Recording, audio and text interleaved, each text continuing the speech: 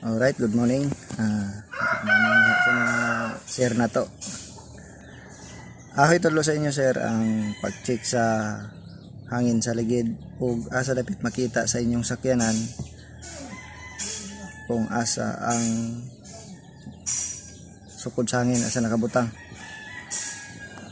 Ari, dadiri banda, gilid lang.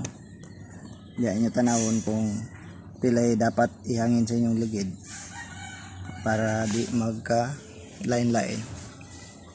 Tara, check na to.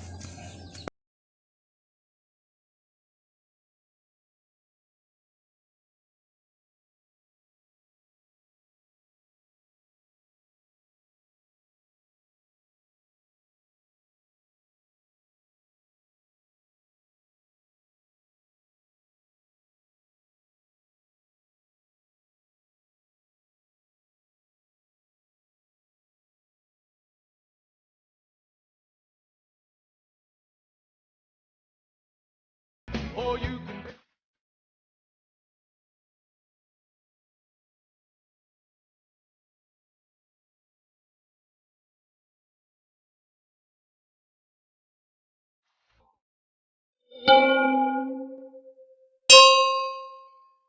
Nakapansin mo sa inyong ligid na usahay dinhi ang kaon sa gilid anto nga murag di siya maihilis.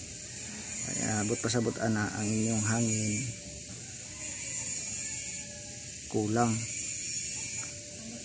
Then kung napansin po ninyo yung ligid ang hilis diresto nga, ang gilid wala, ambot pasabot ana kusog ang inyong hangin. Dapat i-check nyo permente ang inyong hangin. Sukod sa inyong hangin sa sakyanan, din sa may pultahan gilid, kita nyo na sa duha ka klase ang nakabutang dinhi, PSI or KPE, kilo pascals man siguro ning KPE. Tapos ang PSI pounds per inches. Sa kini siya sa PSI ni ang KPE man 220 niya nani sa mga 32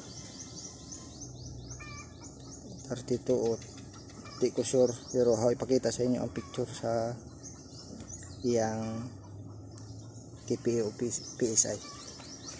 Dire naman sa yung likod is 210 sa likod na rear. Okay, sige. Okay, tapos na tanag check. Salamat sa inyo pagtanaw ug unta nakatabang to sa inyo. Bye.